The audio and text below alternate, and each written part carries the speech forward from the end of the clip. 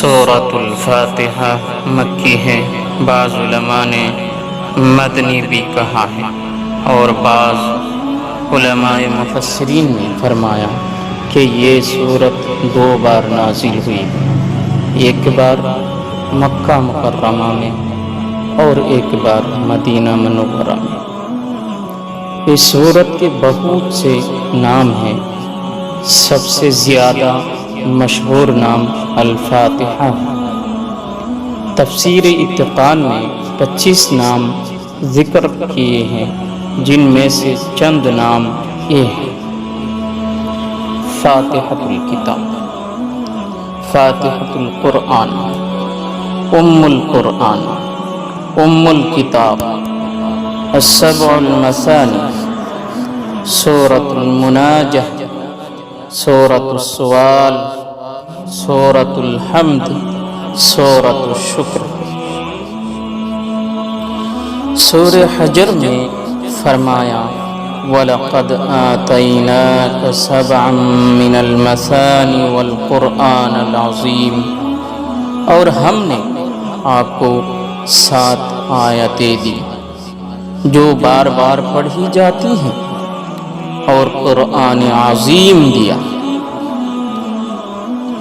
السبع 7 اس لیے فرمایا کہ اس میں 7 آیاتیں ہیں، اور مثانی اس لیے فرمایا کہ یہ سورت بار بار پڑھی جاتی ہیں۔ امام بخاری رحمۃ اللہ علیہ فرماتے ہیں کہ سورہ فاتحہ کا نام ام الکتاب اس لیے رکھا گیا کہ مصاحف میں بالکل شروع میں لکھی جاتی ہے، اور نماز میں بھی اسی طرح قرأت شروع کی جاتی ہے، اور یہ بھی ایک بہت بڑی فضیلت ہے کہ نماز کی ہر رکعت میں پڑھی جاتی ہے۔ حدیث شریف میں سورہ فاتحہ کی بہت سی فضیلتیں ورد ہوئی ہیں۔ صحیح بخاری میں ہے کہ حضرت صلی اللہ علیہ وسلم نے سورہ فاتحہ کو قرآن کی عظیم ترین سورت فرمایا۔ سنن ترمذی میں ہے کہ حضرت صلی اللہ علیہ وسلم نے سورہ فاتحہ کے بارے میں فرمایا کہ اللہ کی قسم، اس جیسی سورت نہ توریت میں اتاری گئی، نہ انجیل میں، نہ زبور میں، نہ قرآن کریم میں۔ حاکم نے مستدرک میں روایت کی ہے کہ حضرت صلی اللہ علیہ وسلم نے سورہ فاتحہ کو افضل القرآن بتایا۔ بعض احادیث میں سورہ فاتحہ کو 2/3 قرآن کے برابر فرمایا ہے۔ حضرت ابو امامہ رضی اللہ تعالی عنہ سے روایت ہے کہ رسول اللہ صلی اللہ علیہ وسلم نے ارشاد فرمایا کہ 4 سیجیں اس خزانہ سے اتاری گئی ہے جو عرش کے نیچے ہے۔ ان 4 کے علاوہ اس میں سے کوئی سیج نہیں اتاری گئی۔ ام الکتاب یعنی سورہ فاتحہ، آیت الکرسی، سورۃ البقرہ آخری آیات، سورہ کوثر۔ حضرت مجاہد تابعی رحمہ اللہ نے فرمایا کہ ابلیس ملعون 4 مرتبہ رویا۔ ایک تو اس وقت رویا جب سورہ فاتحہ نازل ہوئی، دوسرے اس وقت جب وہ ملعون قرار دیا گیا، تیسرے جب زمین پر اتارا گیا، چوتھے جب سیدنا محمد الرسول اللہ صلی اللہ علیہ وسلم کی بعثت ہوئی۔ ایک مرتبہ جبریل علیہ السلام فخر عالم صلی اللہ علیہ وسلم کی خدمت میں بیٹھے ہوئے تھے، کہ آسمان کی طرف سے ایک آواز سنی۔ حضرت جبرائیل علیہ السلام نے اپنی نظر آسمان کی طرف اٹھائی اور کہا کہ یہ آسمان کا ایک دروازہ کھولا گیا جو اس سے پہلے کبھی نہیں کھولا گیا تھا۔ ایک فرشتہ نازل ہوا۔ حضرت جبرائیل علیہ السلام نے عرض کیا کہ یہ ایک فرشتہ ہے جو آج سے پہلے کبھی زمین پر نہیں اتارا۔ اس فرشتہ نے حضرت صلی اللہ علیہ وسلم کو سلام کیا اور عرض کیا کہ آپ خوشخبری سن لیجئے، دو نور آپ کو ایسے ملے ہیں جو آپ سے پہلے کسی نبی کو نہیں ملے۔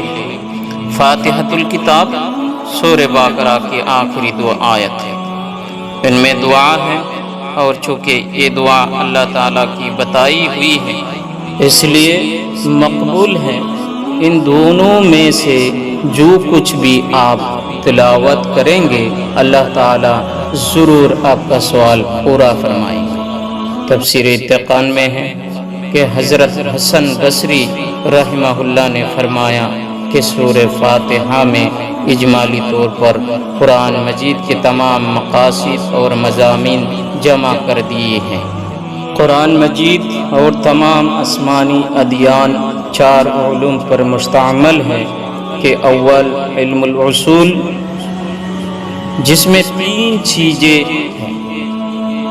نمبر ایک، اللہ پاک کی ذات و صفات کو جاننا، اس کی طرف سورہ فاتحہ میں شروع کی دو آیتوں میں اشارہ ہے۔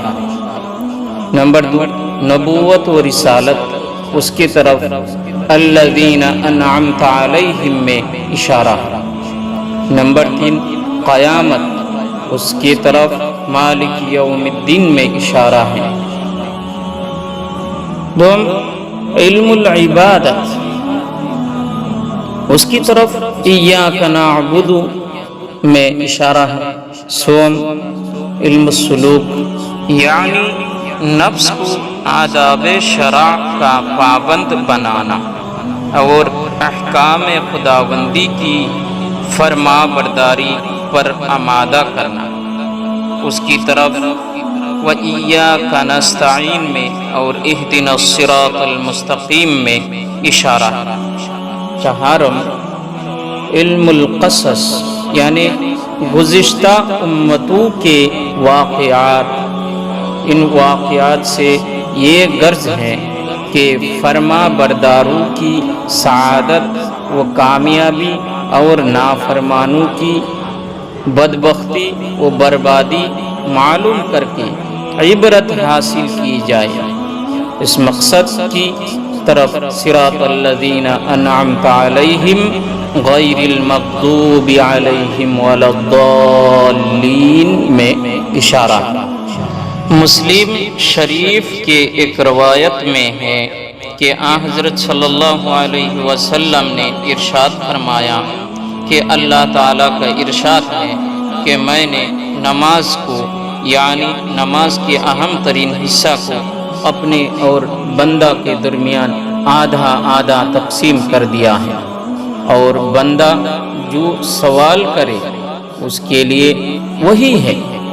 اس کے بعد اس تقسیم کی تفصیل اس طرح بیان فرمائی کہ جب بندہ کہتا ہے الحمدللہ رب العالمین تو اللہ فرماتے ہیں حمدنی عبدی، یعنی میرے بندہ نے میری تعریف کی۔ پھر جب وہ کہتا ہے الرحمن الرحیم تو اللہ تعالیٰ فرماتے ہیں میرے بندہ نے میری برائی بیان کی۔ پھر جب وہ کہتا ہے مالک یوم الدین تو اللہ تعالیٰ فرماتے ہیں مجدنی عبدی، یعنی بندہ نے میری بزرگی بیان کی۔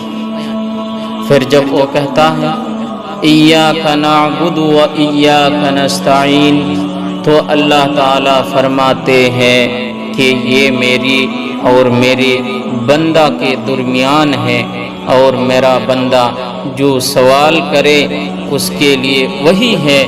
یہ آیات اللہ تعالی اور بندہ کے درمیان ہے، اس کا مطلب یہ ہے کہ اس میں جہاں بندہ نے اپنی بندگی کا اعلان اور اقرار کیا اور مدد مانگنے کے لیے صرف اللہ تعالیٰ کی ذات و پاک کو خاص کر لیا اور مان لیا، اور اس طرح خود کو رحمت و نعمت کی نوازش کے قابل بنا لیا، وہاں اس سے بلا شرکت غیر اللہ یعنی غیر کی اللہ پاک کی معبودیت کا بھی اعلان کیا، اور یہ بھی مانا اور جانا اور دوسروں کو بھی بتایا کہ جس سے مدد مانگی جائے وہ صرف اللہ پاک رؤوف الرحیم احد الصمد ہے،